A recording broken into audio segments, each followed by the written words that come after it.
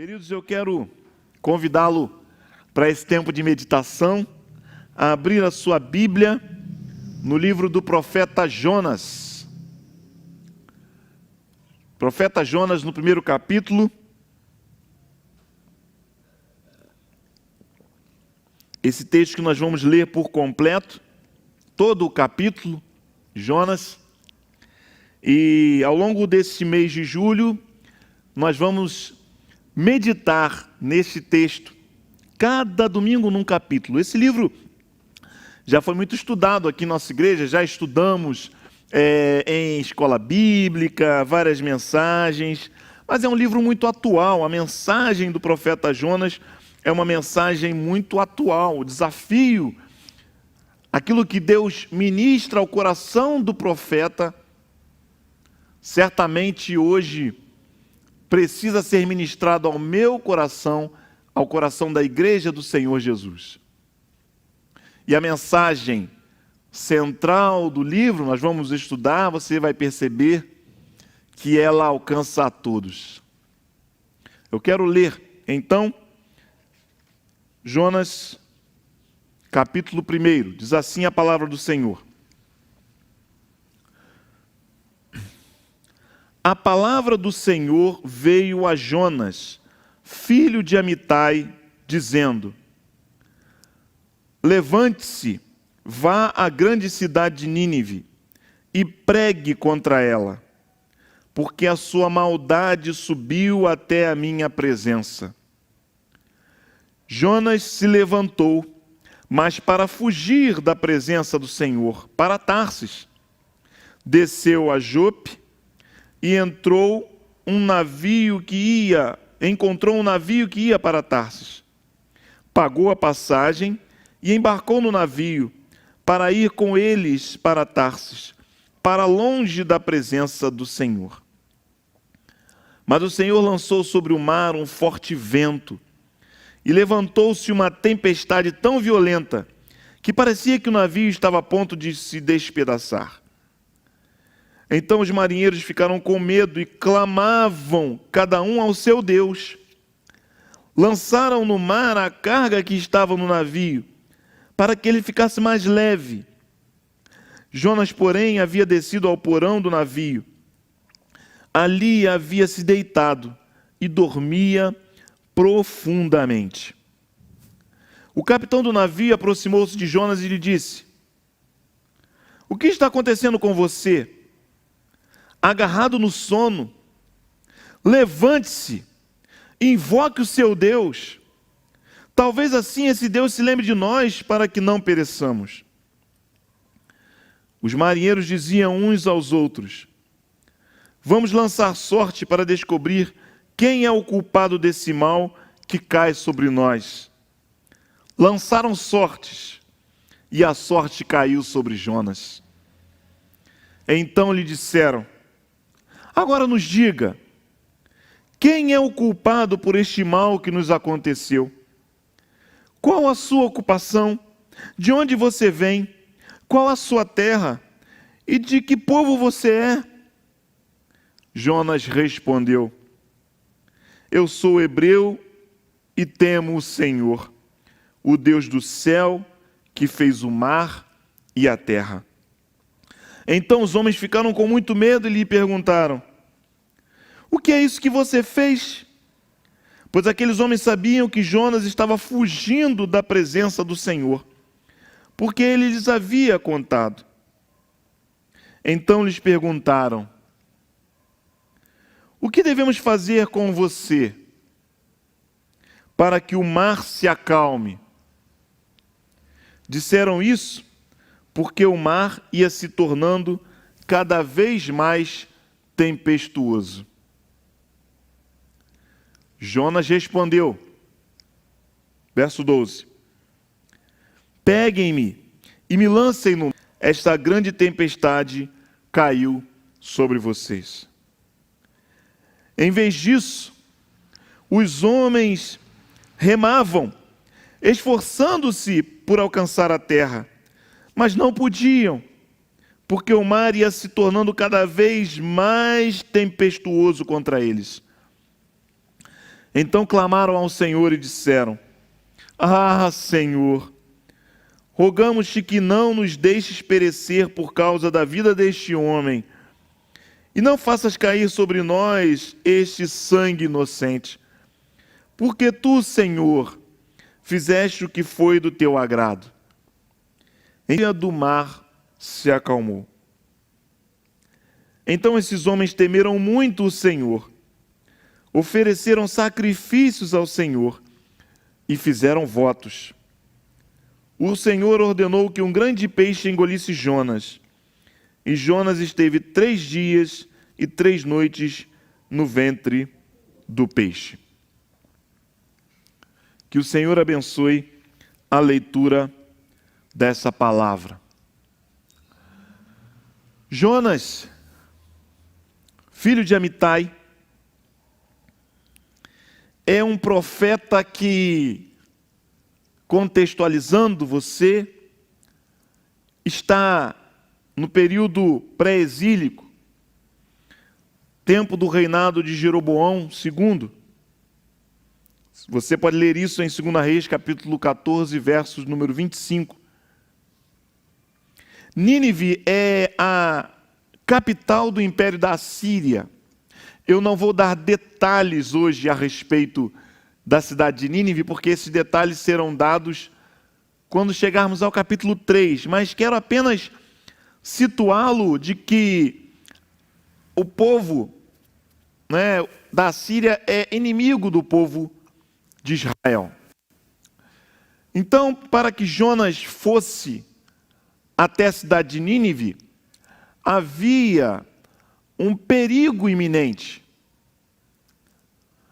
Estar em Nínive para anunciar o juízo de Deus envolvia sérios riscos para a vida de Jonas. Mas eu quero começar a pensar nesse texto, olhando para o início dele e refletindo com você sobre alguns pontos. Se você quiser anotar, sempre bom, né? Os irmãos gostam de anotar. Jonas recebe de Deus uma revelação particular. O que é isso? Olha o que diz o verso número 2. Levante-se, vá à grande cidade de Nínive e pregue contra ela, porque a sua maldade subiu até a minha presença. Vá a Nínive e pregue contra ela. Perceba que a mensagem de Deus para Jonas é específica, é direta, é uma revelação própria, pronta para ele. Se você é alguém que já teve um encontro com Cristo, se você é alguém que já tem a vida com Deus, uma das principais ansiedades de um servo de Deus é entender qual é a vontade de Deus. Saber o que Deus espera, o que Deus quer de mim. E Jonas tem isso de forma clara. Ele não enfrenta esse dilema. Quantas vezes para nós é um dilema? Quantos profetas de Deus, homens de Deus, não receberam de Deus mensagens tão claras? Eles tinham alguns passos a dar, Abraão, saia da tua terra para a terra que eu vou te mostrar, mas não deixa claro que terra é essa, para onde é. Jonas não, a mensagem é direta, a mensagem é clara. E por isso, ele não tem por que ter dúvidas daquilo que o Senhor quer para ele. Talvez você já tenha enfrentado algumas dúvidas, A vida é cercada de decisões. Na hora de tomar a decisão de um casamento, na hora de saber se é o momento, se aquela é a pessoa esperada, a decisão de ter ou não ter um filho, a decisão de fazer uma mudança, de permanecer onde está, a decisão profissional, eu entro nesse curso, não entro nesse curso, a decisão da escolha do curso, os adolescentes passam por isso, no tempo do vestibular. A vida é cheia de tomadas de decisões. E quando você é um servo de Deus, o que você mais quer é ouvir de Deus uma mensagem clara. Faça direito, faça engenharia, saia desse emprego, case com essa mulher. Seria uma maravilha se a gente ouvisse uma voz falando isso para a gente de forma direta, como Deus falou para Jonas. Mas nem sempre isso acontece. Você sabe o que Deus espera de você? Ou você tem dúvidas quanto àquilo que o Senhor tem chamado para a sua vida? Existem várias formas de se reconhecer o chamado de Deus, né? Mas não é uma decisão fácil, não é simples. Muitos vivem muito tempo com essa incerteza. Mas uma certeza é que Deus tem algo específico para cada um de nós. E essa palavra chega a Jonas. A questão é que, da mesma maneira que é muito bom saber a vontade de Deus, isso pode se tornar algo terrível, porque se houver um confronto, se aquilo que Deus disser para você fazer de forma clara e específica, não é o que você deseja. E é o que acontece com Jonas. Jonas tem uma mensagem clara, mas ao mesmo tempo a mensagem é tão clara e tão distante daquilo que é a vontade dele. Olha o que o verso 3 diz. Jonas se levantou, mas para fugir da presença de Deus, para Tarsis. Deus olha para ele e diz, levanta-se, ou seja, tenha uma atitude. Mas ao invés de ter uma atitude, sim, na direção do que Deus falou, ele tem uma atitude, mas na direção contrária. E Jonas não tem dúvidas, porque foi clara a palavra para ele. Então a decisão dele de ir na direção contrária, ela é deliberada, ela é certeira.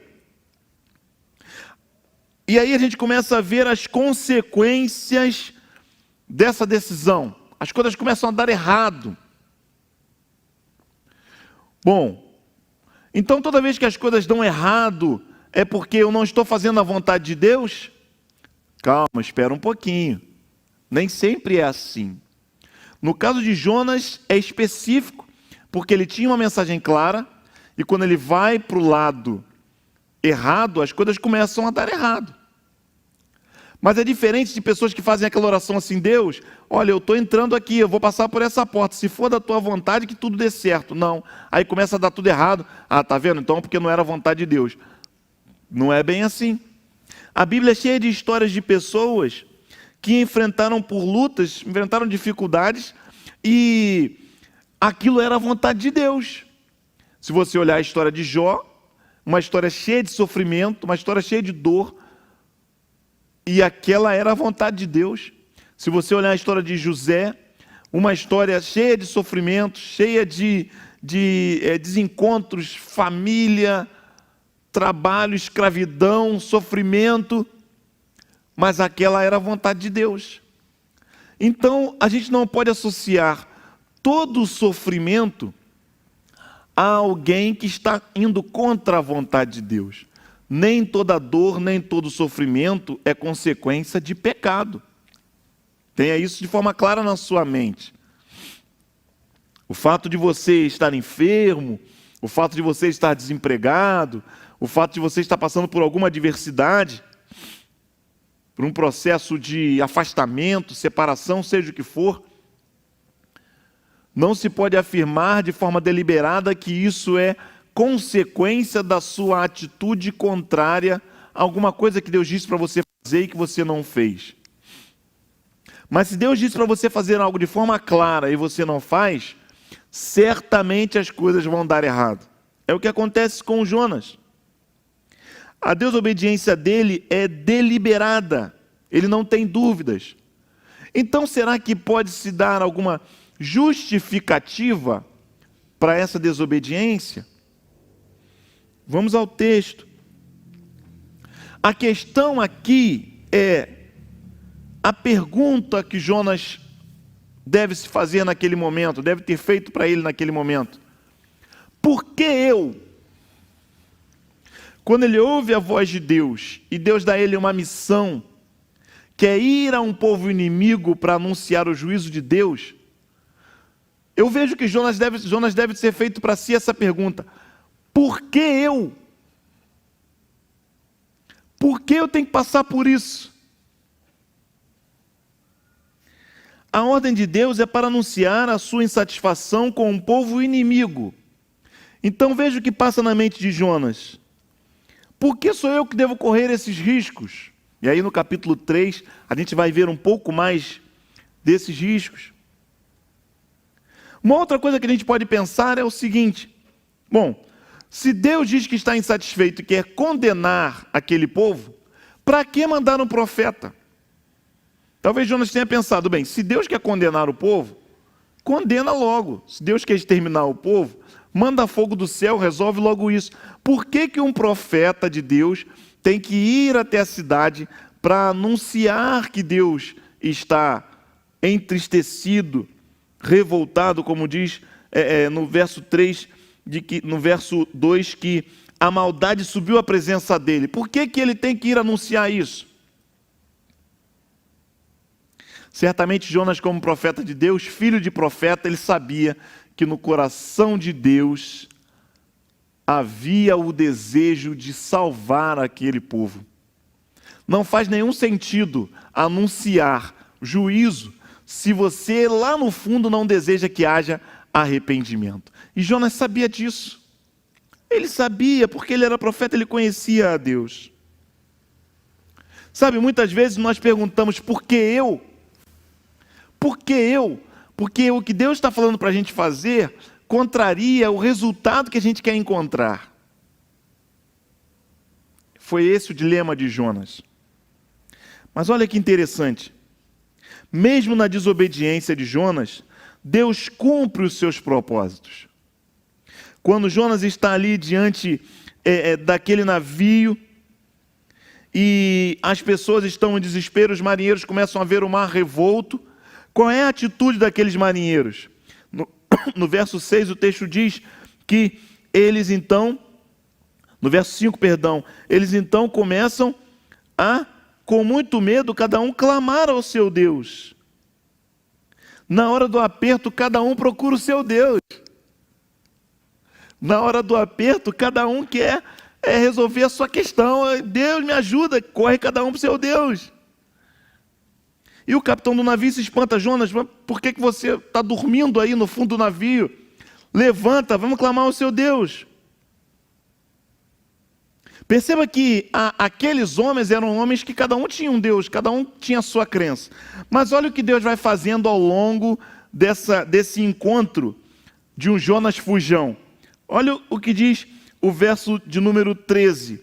Aqueles homens temem jogar Jonas ao mar, mesmo que isso seja o que Jonas pediu, mas eles não querem fazer isso. Por quê? Eles remam e se esforçam para alcançar a terra, porque de certa forma eles temem o Deus de Jonas.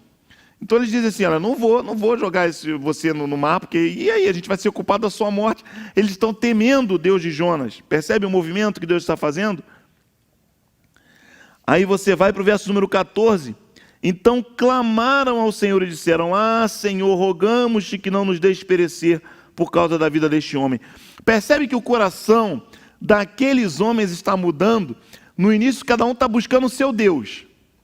Agora eles já estão todos voltados para o Deus de Jonas, clamando: não nos deixe perecer, não nos deixe perecer. E o que acontece ao final? No verso de número 16, então esses homens temeram muito o Senhor, ofereceram sacrifícios ao Senhor e fizeram votos. Perceba que mesmo um profeta fujão é instrumento de Deus para revelar o verdadeiro Deus ao coração de algumas pessoas. Aqueles marinheiros voltaram para a terra sem Jonas, mas com uma certeza: existe um Deus verdadeiro que controla terra e céu, porque tinha um camarada fugindo dele, e quando a gente jogou esse camarada no mar, cessou tudo. Deus usa essa situação de desobediência, ele aproveita essa oportunidade para cumprir o seu propósito. Esse é o nosso Deus. Esse é o nosso Deus. Mas a mensagem central do texto é o que Deus quer ensinar para o profeta. A mensagem central do texto é o que Deus quer ensinar para mim e para você, profetas de Deus nesse tempo. E se nos voltarmos então para o verso número 12, ele nos declara que Jonas passa a ter uma compreensão de que a sua morte vai gerar vida naquelas pessoas. Pegue-me e lance-me no mar, então o mar ficará calmo, porque eu sei que por minha causa esta grande tempestade cai sobre vocês. Talvez esse tenha sido a primeira grande compreensão do profeta, a primeira grande lição do profeta aprendeu. Se você quer salvar vidas, você precisa estar disposto a dar a vida. Não há como salvar vidas sem sacrifício, sem esforço. Jonas aprende isso. Ele chega ao ponto de dizer: olha, se eu morrer, vocês vão ter vida. Se eu morrer, vai ficar tudo bem. A morte é a solução para que todos no barco se salvem. E a pergunta que eu faço é: você está disposto a dar-se? Você está disposto ao sacrifício para que haja vida nas outras pessoas? Ou quando você olha pessoas em vulnerabilidade, quando você olha pessoas em necessidade, você sempre pensa em alguém que é o culpado. Você pensa no governo, você pensa na família que abandonou, você sempre pensa em alguém fora de você, mas não há em você disposição para fazer alguma coisa para que aquela pessoa seja resgatada e salva.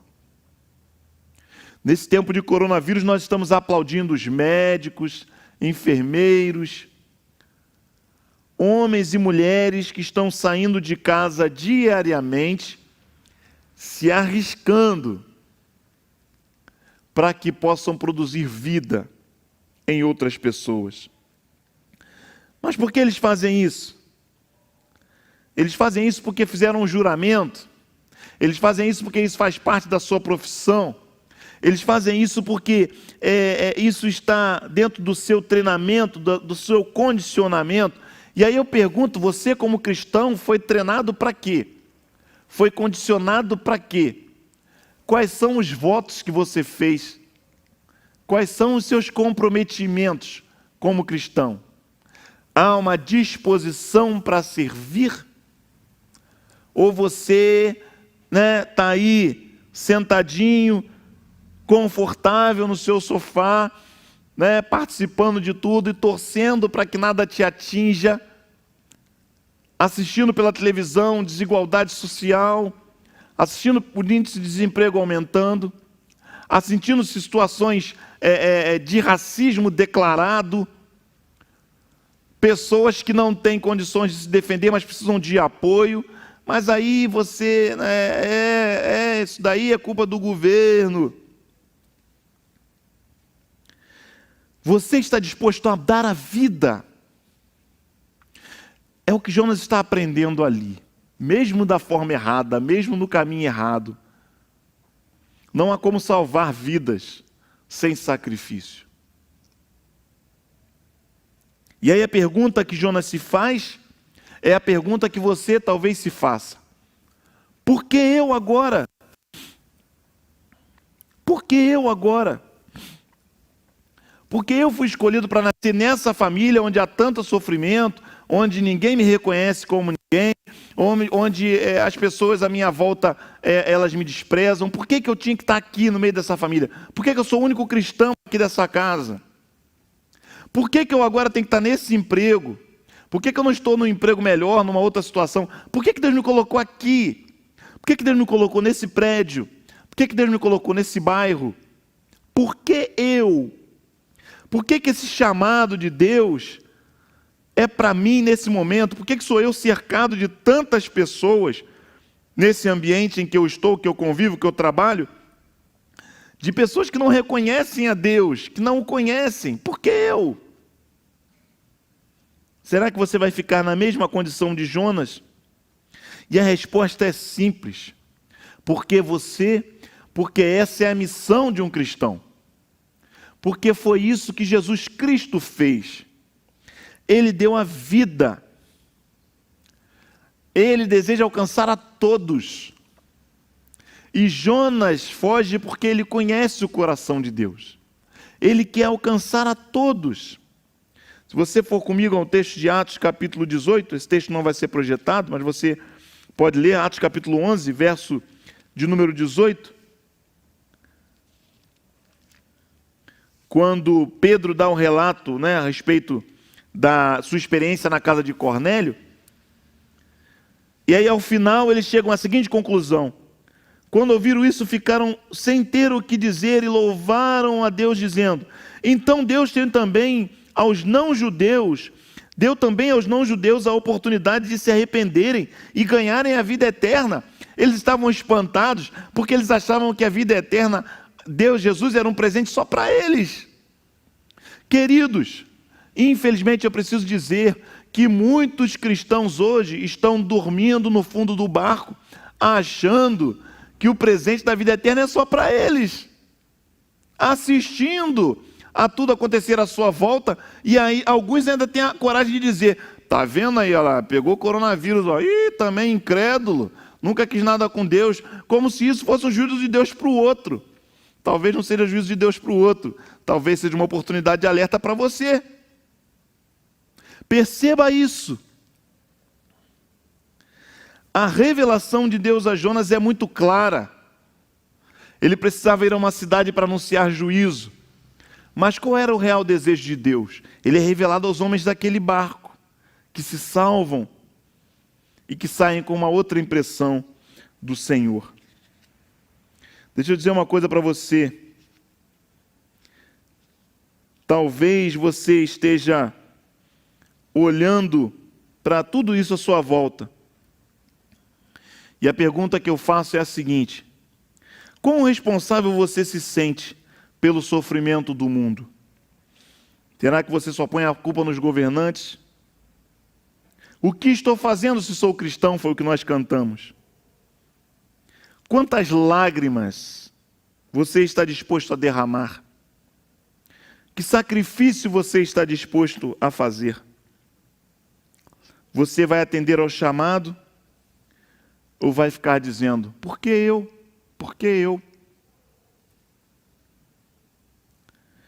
Perceba que, já concluindo essa palavra, quando Deus envia o grande vento, a tempestade, no verso número 4, essa tempestade não é para destruição, ela é um alerta.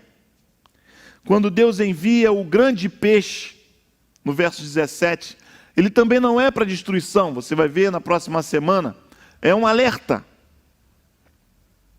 Talvez o coronavírus, talvez toda essa pandemia, seja um grande alerta para a igreja, que estava dormindo no fundo do barco, acomodada na sua experiência de conforto. Talvez o sofrimento e a dor das pessoas hoje seja o mesmo sofrimento e desespero daqueles marinheiros, cada um procurando o seu Deus e clamando, porque querem ser salvas, enquanto a igreja tem um sono profundo lá no fundo do barco, tranquila quando o mundo está acabando. Nós não podemos ser esta igreja. Nós precisamos ser a igreja que desperta, a igreja que ouve a revelação de Deus. E se você não ouve essa revelação específica de Deus, ouça a revelação geral de Deus. João 3,16, porque Deus amou o mundo, ou seja, Ele amou a humanidade, de tal maneira que deu o seu Filho unigênito para que todo aquele que nele crê não pereça, mas têm a vida eterna. É o que nós acabamos de explanar aqui. O texto lido de Atos 11. Então Deus também aos não-judeus deu a oportunidade de se arrependerem e ganharem a vida eterna. Perceba que esse é o desejo de Deus. Então, se você não sabe um desejo específico, você sabe um geral e pode cumpri-lo. Eu quero encerrar essa palavra trazendo esse primeiro apelo a você que já tem a Cristo Jesus. O que você está fazendo como cristão? Nós vamos cear, nós vamos participar da mesa do Senhor, nós vamos relembrar o sacrifício de Cristo, a entrega de Cristo. E a minha pergunta é: qual sacrifício você está disposto a fazer para ser alguém que é resposta nesse tempo de tanta indiferença àqueles que estão em vulnerabilidade? Qual é a sua atitude? Vai fugir como Jonas, quando a palavra de Deus é clara, quando este é o tempo de anunciar? Vai fugir? Vai dar as costas para Deus? Aqueles que ainda não tiveram uma experiência com Deus, o que esse texto mostra é que mesmo a marinheiros pagãos que acreditavam em outros deuses, mesmo a estes, o Senhor quer manifestar o seu amor. E talvez, como naquela situação, a tempestade não era para a morte, não era o fim. O coronavírus hoje, toda essa pandemia, seja um alerta de Deus dizendo: eu quero você perto de mim e não longe de mim. Se você também se sentia alguém afastado de Deus, alguém que não era o alvo do amor de Deus, que você tenha entendido que o maior sacrifício Ele já fez na sua direção. E como igreja do Senhor Jesus, nós estamos aqui para dizer a você isso e para anunciar a você isso, para que você também faça parte dessa mesa do Senhor. Eu quero orar nesse momento. A mensagem de Jonas é uma mensagem de despertamento, é uma palavra profunda ao profeta. É uma palavra profunda a mim, é uma palavra profunda a você que conhece ao Senhor, e uma palavra de esperança para você que ainda não tomou a sua decisão. Feche seus olhos, fale com Deus. Nós vamos participar da ceia do Senhor, e esse será um tempo de memorial, mas antes um tempo de reflexão, de pedido ao Senhor, de que você possa crer que Ele tem um chamado para a sua vida. Basta você abrir os seus olhos para tudo que está acontecendo à sua volta. Vamos orar. Deus, eu te agradeço, Senhor, porque a Tua palavra, ela é clara, a Tua palavra, ela nos revela a Tua vontade. Talvez haja dúvidas no nosso coração quanto a algumas coisas muito específicas, mas certamente a mensagem que está no coração da palavra é clara. O Senhor deseja salvar aquele que está perdido.